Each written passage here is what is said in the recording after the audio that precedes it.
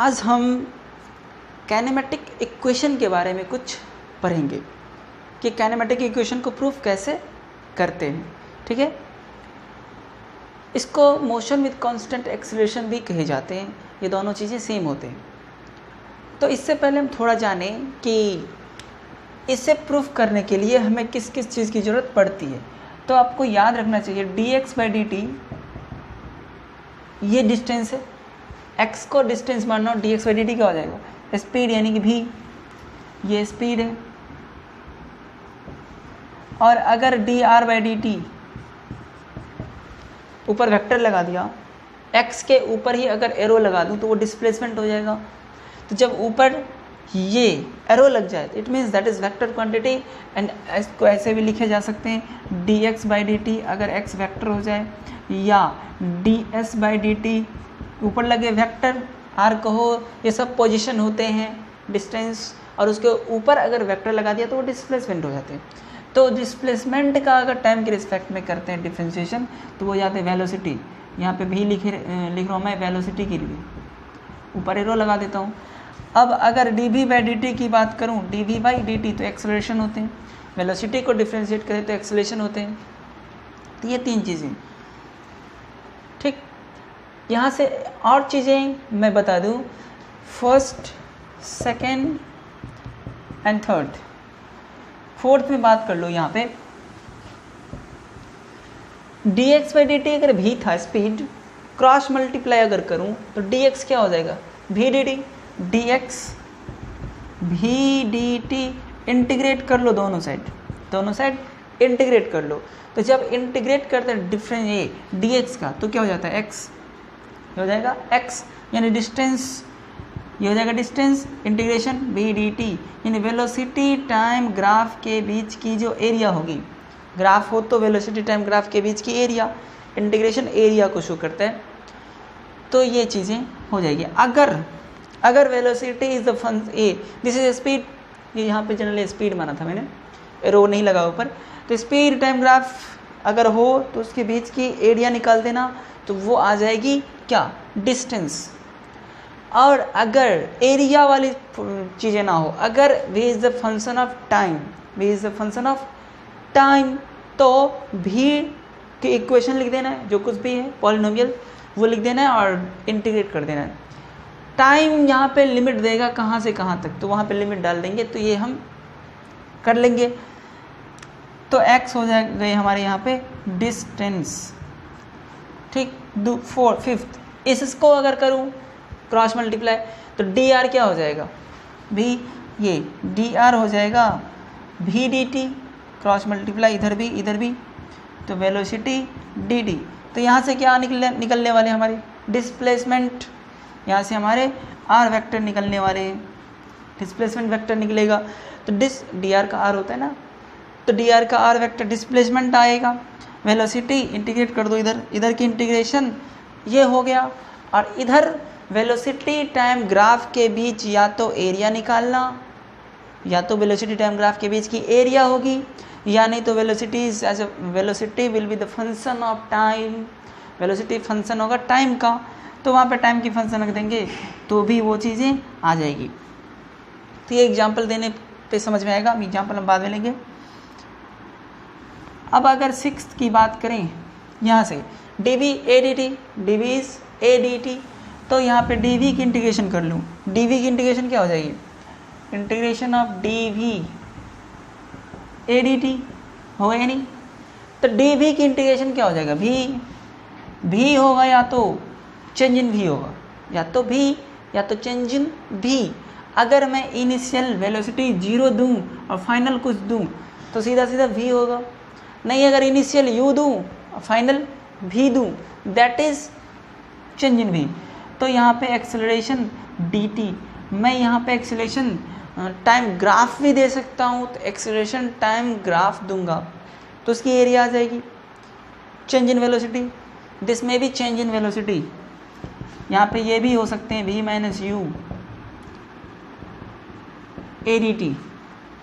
ये v - u कब होगा, अगर इनिशियल वेलोसिटी मैं u मान लेता हूँ, शुरुआत की टाइम इसको ऐसे मान लो अगर 0 टाइम पे इनिशियल वेलोसिटी u है और टाइम t के बाद इनिशियल वेलोसिटी v हो गई तो v माइनस यू यहाँ पे तब कर सकते हैं। आपको लिमिट देना आना चाहिए।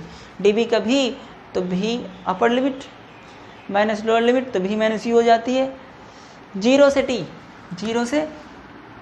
t इंटीग्रेट कर रहे हैं तो 0 से t का इंटीग्रेशन तो change in velocity, this is change in velocity, change in velocity.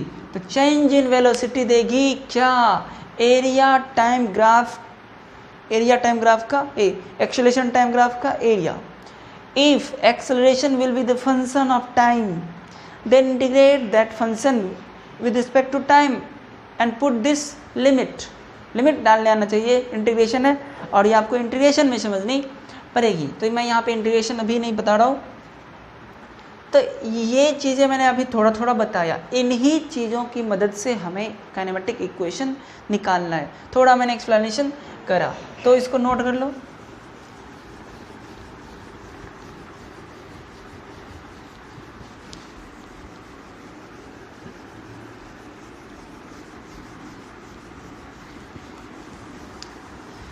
अब हम चले काइनेमेटिक इक्वेशन पे।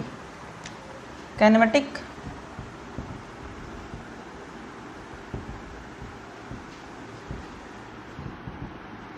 इसी को मोशन विद कांस्टेंट एक्सीलरेशन, इसी को कहते हैं मोशन विद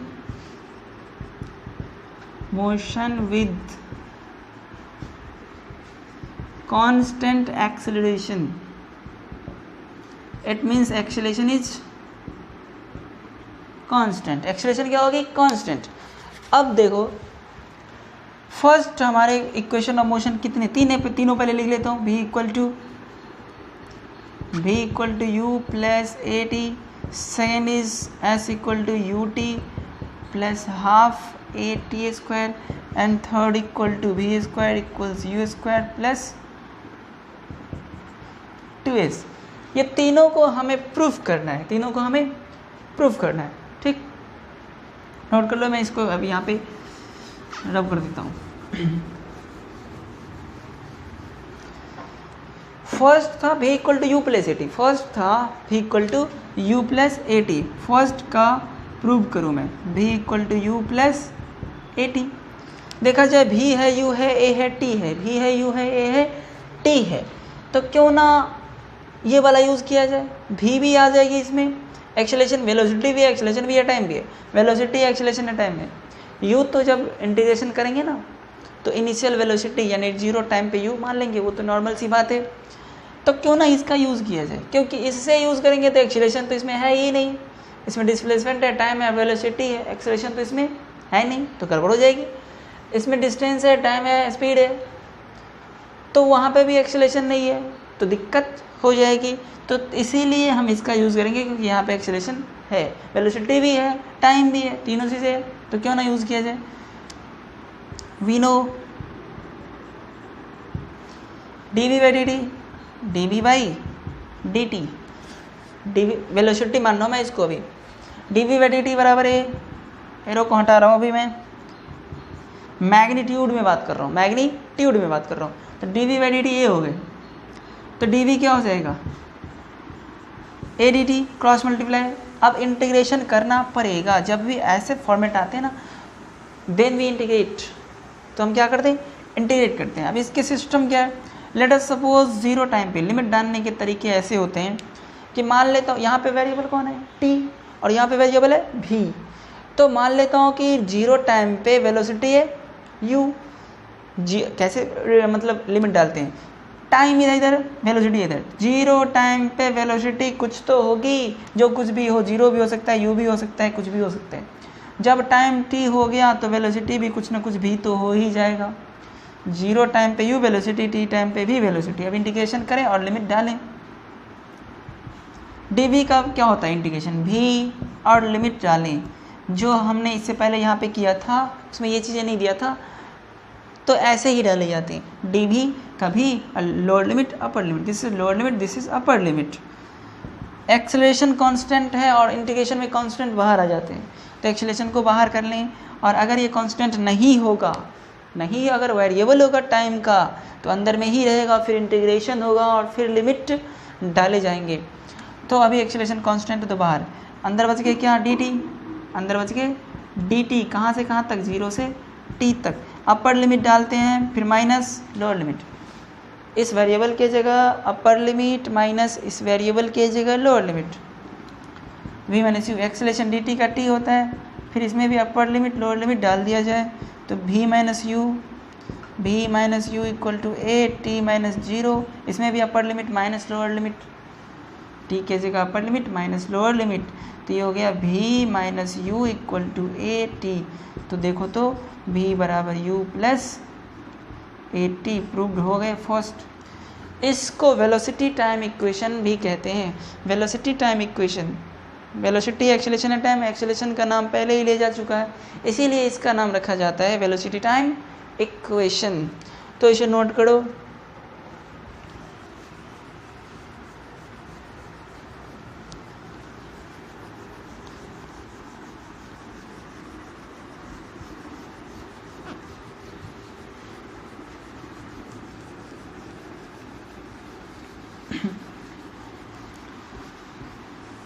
ठीक है, अब दूसरे वाले करें। दूसरा वाला कौन था हमारा, सेकेंड था हमारा, प्रूफ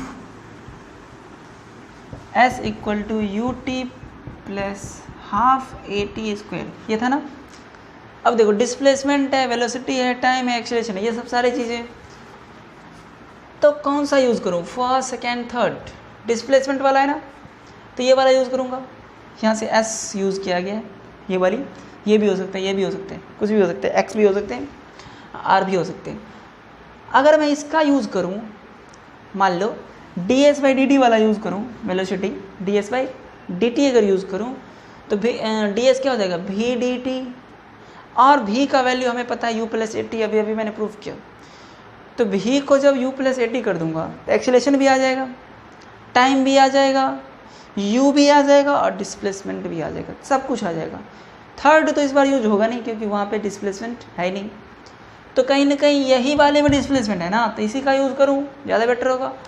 तो वी नो जिस फॉर्मूले में डिस्प्लेसमेंट है उसी का ना यूज़ करूँ, और भी को हम बदल लेंगे किस में, u प्लस ए टी में, तो सिंपल हो जाएगा। वी नो कुछ भी कर लो, D R by D T, कुछ भी, D R by D T बराबर वेलोसिटी v, तो डी आर बराबर v डी टी, v के जगह हमें पता है डी आर बराबर v के जगह u प्लस ए टी, अभी अभी हमने प्रूफ किया, v के जगह u प्लस ए टी, अभी अभी प्रूफ किया था ना, ए टी डी टी। चलो अब इंटीग्रेशन कर दिया जाए, इधर भी इधर भी। इंटीग्रेशन जब भी करते हैं तो लिमिट डालते हैं, तो लिमिट अगर डालें हैं तो जब टाइम 0 होगी, यहाँ पे t1 भी मान सकते हैं, कुछ भी मान सकते हैं, इसमें कोई दिक्कत नहीं है, 0 ही टाइम माने ये कोई ज़रूरी नहीं होता है। तो मान लो t टाइम जब 0 है, जब टाइम 0 है, d जिसके साथ होता है ना वो वेरिएबल होता है, d जिसके साथ हो वो वेरिएबल होता है, और उसी पे हम रीडिंग करते हैं। t जब 0 हो तो कुछ ना कुछ r डिस्प्लेसमेंट होगी, तो मान लेता हूँ जब t 0 था, लेट अस सपोज जब t, इधर लिखो u plus a T D T, जब t 0 था तो डिस्प्लेसमेंट मान लेता हूँ, क्या डिस्प्लेसमेंट कुछ भी मान लेता हूँ, 0 ही मान लेता हूँ। हम r1 r2 भी मान सकते हैं, तत्काल हम 0 मान लेते हैं। t 0 पे डिस्प्लेसमेंट 0, जब टाइम t हो गया तो डिस्प्लेसमेंट कुछ s हो गया, क्योंकि s बराबर ही तो प्रूफ करना है, तो हमने डिस्प्लेसमेंट को आफ्टर टाइम t s मान लिया। ठीक है, तो ये डी आर बराबर क्या होगा, डी आर का इंटीग्रेशन ये r हो जाएगा 0 से s, u गौर से देखो, u डी टी मल्टीप्लाई होगा ना, u D T plus a T D T होगा कि नहीं होगा, मल्टीप्लाई करेंगे पहले, तो ज़रा देखा जाए, u डी टी लिमिट डाला जाए 0 से t, और दूसरे वाले को अलग कर लिया, दोनों पोर्शन को अलग करके इंटीग्रेट करना चाहता हूँ मैं, u डी टी अलग से और ए टी डी टी अलग से, ए टी डी टी अलग से 0 से t, दोनों को हमने अलग करा, u डी टी 0 से t, A T D T 0 से t, दोनों को हमने अलग कर लिया। अब अपर लिमिट डालें r के जगह तो s माइनस लोअर लिमिट डालें, तो ये हो गए u डी टी वेरिएबल तो टी है, बाकी चीज़ें यहाँ पे कांस्टेंट माने जाएंगे, तो u कांस्टेंट हो गया क्योंकि वेरिएबल t है, u बाहर, dt का t होता है, और अपर लिमिट लोअर लिमिट डाल दिए, प्लस a t का पावर 2/2, क्योंकि पावर में क्या होते हैं, पावर में एक ऐड होता है, फॉर्मूला तो यही है ना, एक्सेलेरेशन कांस्टेंट रहेगा, तो इसका कुछ नहीं होगा। t का पावर 1 है ना, तो पावर में एक ऐड होता है और उसी से डिवाइड होता है, यानी t का पावर 1 है तो t का पावर 1 + 1/1 + 1, इसीलिए t टू दी पावर 2/2 हो गया। ये इंटीग्रेशन के कमाल थे। तो यहाँ से अब देखा जाए s - 0 कितने हो गए, s - 0 is what, s u t - 0 upper limit minus lower limit, तो u t - 0 plus half a, acceleration constant बाहर, a कांस्टेंट बाहर, t के बदले t - 0, नहीं t स्क्वायर है ना, t के बदले t स्क्वायर माइनस 0 स्क्वायर, तो s हो गया हमारा ut plus half a t square. समझ में आ रहे ये चीज़ें? अगर यहाँ पे हम s1 s2 मानते तो s2 - s1 होता, ये s2 - s1 होता, जो बेसिकली डिस्प्लेसमेंट ही होता, तो s बराबर ut plus half a t square, ये सेकेंड फॉर्मूले प्रूव्ड हो गए। अब इसे नोट कर लो।